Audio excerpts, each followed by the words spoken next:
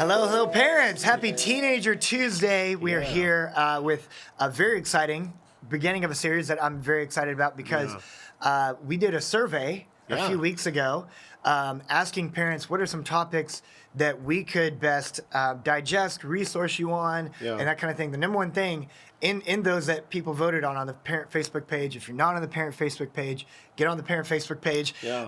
We interact, add events and links and communicate on there. And on there, parents said that the number one thing they would want to be more resourced on is how to communicate and connect to their student. So, we're going to be starting a series today called Lost in Translation. Come on, let's do it. And if you haven't met him yet, this is Jerry Nickerson, our student pastor at the Frisco West campus. Yes, come hang out with us. Wes is the best. There you go. You know what I'm saying? All of one church, many great locations, including online. This is very true. Online campus. So this first week, what I want to do is just kind of digest and break down why is it difficult to communicate with my teen? Like, why is that a difficult thing, even in the first place? So here are my top 8 ways or observations or things about why it is difficult to communicate with my teen. Number 1, they are learning about themselves. Yeah, they're learning about what they like, what they dislike, even their personality. Like, it's a lot going on at this season of life, so they're really discovering themselves. Yes. Yeah, there's just so much about them that they don't know. So then if they don't know, how can they help you know? Right. You know? It's really confusing for them. It probably gets frustrating. It does. And I bet they take that out on you. Yeah. When they're like, why are you going to ask me those questions, Mom? That's right. It's like, I don't know. That's really their answer. Yeah, sometimes. Right. Yeah. Or number two is they don't have much practice articulating. They have the emotion or the feeling, but they can't articulate it. Right. I think in some ways, this is where teenagers and the terrible twos kind of coexist.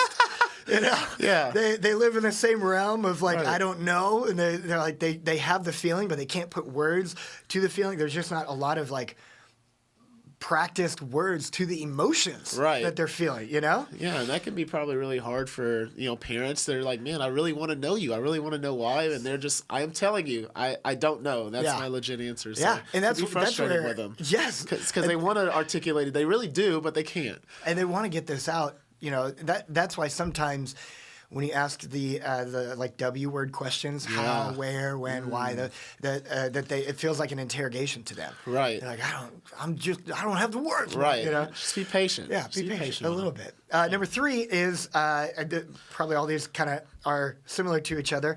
They are changing a lot. Wow. A lot. Yeah. If you don't know, middle schoolers go through some changes. A few of changes. Yes, they start getting hair in random places. They don't know. Voice starts cracking, Sometimes their shoes are super big, but they're kind of still the same height. It's a lot going on. And, their brain is changing. Yeah. Francis Jensen has a lot of great research and talks about the connectedness to different parts of the brain. And one of the last things to develop is the brain. Yeah. Even it says until like you're age 25, your brain may be developing, you may be growing. There's just so much to that.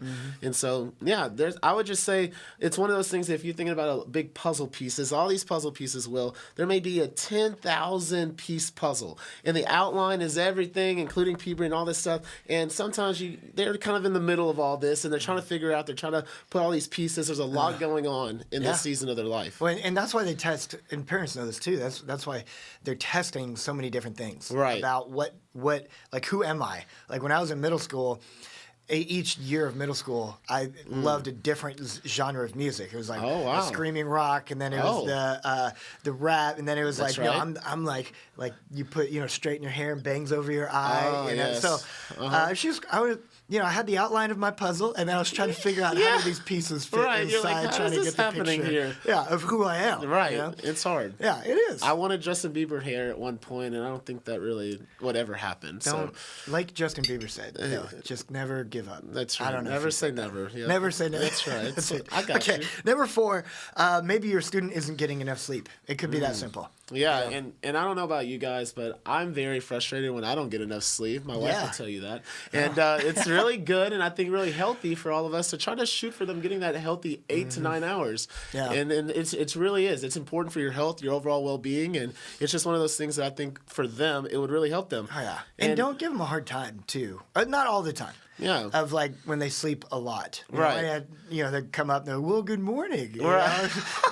It's like noon. Yeah. They're just like, it's fine. Yeah. And you're like, now, it is, quality of sleep is a big deal. And something we've talked about before for parents is to make sure, like, remove, as best as you can, remove phones from rooms late at night. It keeps people up. I found some very scary research that showed, like, students were waking up and checking their phone every 2 hours at night.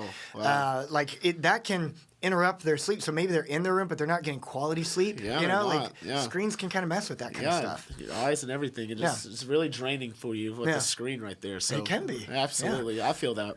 I would have a hard time communicating. Absolutely. Number 5, reason that maybe it's been difficult to communicate with your teen is that there hasn't been enough praise from you to them. There can be, there's so much that they do need to work on and do need to remember and do need to change. But then it gets pretty frustrating over time when the feedback, the criticism, constructive criticisms too, outweigh the encouragements, the praises. What good have you seen in them? Because it's one of those like, if it's been a while since somebody's said something nice about you, you don't really want to even talk to them. Right, absolutely. Yeah. I was talking with a student, and this is actually a huge struggle. They were saying that they honestly never even were able to hear their parents say anything nice to them. Even when they did, they couldn't hear it because of all the negative things and all the constructive criticism they were saying of, you need to do this, you need to clean this, you need to do this. And so whenever they would compliment them, as rare it may have been, they didn't even hear it. And so they felt like all they were saying is things you need to get better at, you need to do this, you need to do that. And so it really does help, even if it's just finding the small things, celebrating them every day. It can make a huge difference. Yeah. Well, and I think the scale in our mind, as we talk about it, Jerry, I think some people might think like, oh, it's 1-to-1 then. One compliment to one feedback. It's probably 5-to-1. Right. Compliment, encouragement to feedback, criticism. Absolutely. Because that can affect it over time, Absolutely. Number 6, if you freak out, then you are not safe. Yes. If you're the fire alarm, if you're in a building and a fire alarm goes off, even if you know it's going to be a test, you get out of the building. Right, absolutely. So, like, why would you, if a student comes to you and it is like a fire alarm, knowing, man, I gotta tell them something, or I tell them I forgot, and you're not a safe place, then that could be one reason that is hindering communication. Absolutely. Yeah. And one of the things that you can do as a parent that would be very beneficial to you is remember that you're in control of how you respond to that situation. You may have not been able to control how the situation went down and what happened, but you can control it. There's an old saying that be the thermostat, not the thermometer. Yeah. Don't just react to the situation. Man, when you're having a predecision to say, I'm going to respond in love even before they say anything to me, however bad, however crazy, however unexpected, I want to actually respond because I want them to know I love them. Yeah. I want them to know that I am a safe place, and so I'm not going to freak out. I'm going to show compassion, love, and care because that's the number one thing you have for your student. Mm-hmm. Yeah. Well, and I love that. Like setting the temperature of the conversation. Even if they say something that is not nice, that is shocking, try just taking a deep breath. Yep. And then knowing, okay, I can't freak out on that. I can freak out later. Right. But absolutely. not yet. Not right now. Right. Number 7. If communication has not been the norm in the past, don't expect it to be the norm all of a sudden. Right. It's going to take time. It does. It took maybe months, years, or however long it's been with the faulty communication. It's going to take some time to build that good communication. And it's okay to know that maybe you're not starting out great, but you're starting somewhere. Yeah. And so be encouraged just to, we're going to have some healthy communication boundaries. So yeah. Well, and maybe it was the norm at some point too. And then it got rocky, fuzzy, uncomfortable. There was a split between, in the marriage, and then it's like the communication just feels like there's a wall, It, like Jerry said, it can just to encourage you, it can take time, and you know that the time is worth it to put into that too. That's absolutely true. Number 8, the last one, number 8, monkey see, monkey do. Monkey see, monkey do.